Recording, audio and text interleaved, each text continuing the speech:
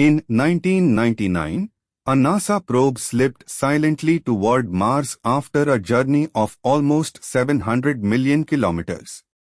A spacecraft worth $125 million. And it was about to be destroyed, not by a rocket failure, not by a storm, but by a single missing word. One team did its thrust calculations in metric units, Newton seconds. The other team reported the very same numbers in imperial units, pound-force seconds. Same digits. Different unit. Nobody noticed. A pound force is about 4.5 times a Newton. So every nudge of the thrusters was off by more than a factor of 4. The probe came in far too low, skimmed the Martian atmosphere, and burned up. Gone. $125 million, lost to a missing unit. And that is the whole lesson of this chapter in one disaster. A bare number is not a measurement. A measurement is always a number paired with a unit. Measurement.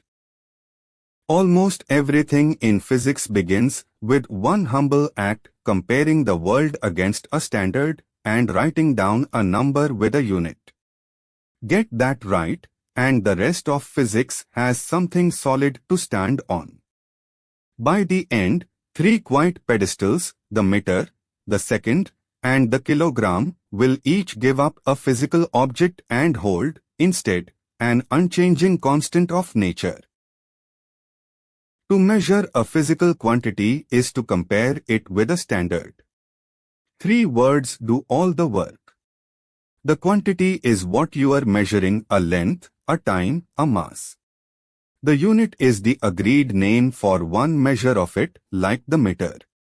And the standard is a physical reference, that is exactly 1 unit, the thing every ruler ultimately traces back to. Now there are far too many quantities to give each its own standard. But they're related. Speed is just a length divided by a time. So we pick a small set of base quantities, give each one a standard, and define everything else from them. Those built-up quantities are the derived quantities. And a good standard has to be 2 things at once: accessible, so any lab can reach it, and invariable, so it never drifts. The length of my arm is accessible, but it varies. Tie the standard to an unchanging fact of nature instead, and a lab in Paris and a lab in Pilani measure the very same meter. In 1971, the world's scientists agreed on 7 base quantities, the International System of Units, the SI, what you know as the metric system. 7 stones, and everything else in physics is built on top of them. For these early chapters you really need just the first 3, the meter, the kilogram, and the second, shown here in gold. The other 4 wait their turn for electricity, heat, chemistry, and light. And here's the payoff.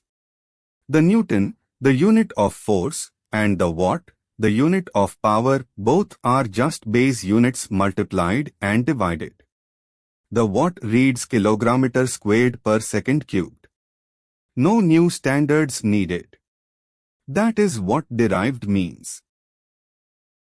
Physics runs from the unimaginably large to the vanishingly small. Writing all those zeros is a recipe for error, so we use scientific notation, a number between 1 and 10 times a power of 10. 3.56 billion meters becomes 3.56 times 10 to the 9. And 0.492 microseconds becomes 4.92 times 10 to the minus 7. On a calculator you'll see this as 3.56 E9, where E means times 10 to the power. A prefix is an even shorter trick, one syllable that stands for a power of 10, glued straight onto the unit. Let me put the common prefixes on a ladder.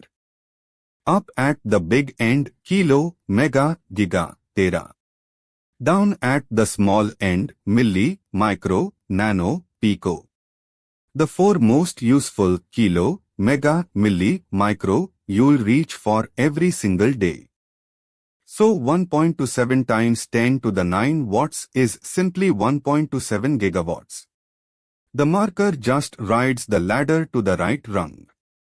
The ladder reaches much further than this, all the way out to queta, 10 to the 30, and into quecto, 10 to the minus 30, 4 new prefixes added in 2022 just to keep up with data storage and cosmology. We are forever switching units, and there's one foolproof way to do it. Multiply by a conversion factor, a ratio that equals 1. Since 1 minute and 60 seconds are the same interval, both of these fractions are just 1 in disguise. To turn 2 minutes into seconds, hook on the link that puts seconds on top and minutes on the bottom, so the minutes cancel. Minute over minute cancels, top and bottom, and we are left with 2 times 60, which is 120 seconds. If your units don't cancel, you've simply got the link upside down. Flip it and try again. And you can chain as many links as you like. 36 kilometers per hour, one link swaps kilometers for meters, the next swaps hours for seconds. The kilometers cancel, the hours cancel, and out drops exactly 10 meters per second. Units are just algebra. The story of the meter is the whole chapter in miniature. In 1792, France defined it as 1/10,000th of the distance from the North Pole to the equator. Then a platinum bar near Paris. Then, in 1960, a precise count of wavelengths of krypton light reproducible in any lab. And in 1983 came the move that defines the meter to this day. We turned it around completely. Instead of measuring the speed of light, we fixed it by decree and let it define the meter. The meter is now the distance light travels in vacuum in 1/299,792,458 of a second. That fixes the speed of light at exactly that value, a defined constant, not a measured one.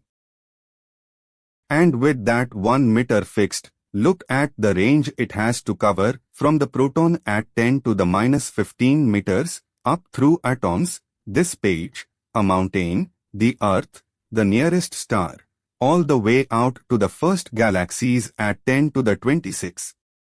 41 powers of 10 on a single ladder. Time answers to questions: when did it happen, and how long did it last? Any repeating event can be a clock.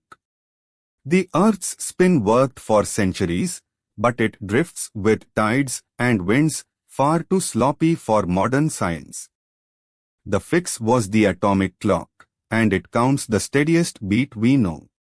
Inside a cesium-133 atom there's a vibration so regular that we simply count it.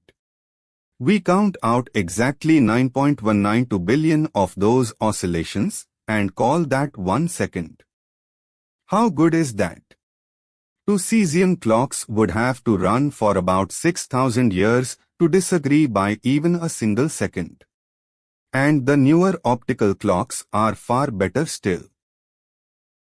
And the second has to stretch across an even wilder range from the Planck time at 10 to the minus 43, through the flicker of a muon, a heartbeat, a day, a lifetime, all the way to the age of the universe at 10 to the 17 seconds.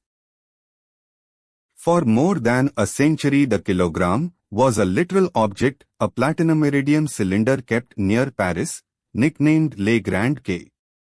But a physical object is a problem. It can pick up a few atoms, or lose a few, and slowly drift. Not invariable. So on the 20th of May, 2019, we let the last artifact go. The kilogram is now fixed by giving the Planck constant an exact value.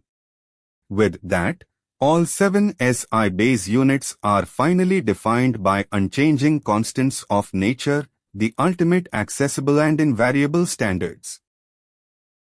For a single atom, comparing against a kilogram is hopeless, so we use the atomic mass unit, fixed so that one carbon-12 atom is exactly 12U. And finally, density, how much mass is packed into a volume. Density is mass over volume. Water is the handy benchmark, 1000 kilograms per cubic meter. Platinum is about 21 times denser, fresh snow only a tenth as dense. And the mass ladder is the widest of all, 84 powers of 10, from the electron up through a dust speck, an elephant, an ocean liner, the sun, all the way to the mass of the known universe. Let's put it to work. The world's largest ball of string is about 2 meters in radius. To the nearest power of 10, how long is the string? We don't need an exact answer, just the order of magnitude. Picture the string as a very thin square thread, about 4 millimeters on a side. Its volume, d squared times the length, must fill the ball, whose volume is roughly 4r cubed. Rearrange, plug in, and you get about 2 million meters, roughly 1000 kilometers of string. No calculator required. That is the quiet power of order of magnitude thinking. One more. In an earthquake, loosely packed sand can turn into quicksand. The looseness is captured by the void ratio, the volume of empty space over the volume of grains. Say liquefaction sets in at a void ratio of 0.8, and solid silica has a density of 2.6 thousand kilograms per cubic meter. What sand density does that correspond to? Spread the grain's mass over the total volume, and the sand density is the silica density divided by 1 plus the void ratio, about 1.4 thousand kilograms per cubic meter. Below that, the ground can liquefy, and a building may sink several meters. So, the whole chapter in one breath. A measurement is a number plus a unit, anchored to a standard. 7 C base units underpin everything, and powers of 10 tame the rest. To change units, multiply by ratios equal to 1 so the unwanted units cancel. And density is mass over volume. And underneath it all stand the 3 pedestals we promised. The meter, the second, the kilogram, and not one of them holds a physical object anymore. They hold constants. The speed of light. The beat of a cesium atom. The Planck constant. Standards that cannot drift. Get measurement right, and the world finally speaks in a language you can trust. Next time we put those meters and seconds to work, and watch something actually move. Chapter 2, Motion along a straight line. If this made units click, subscribe, and I'll see you there.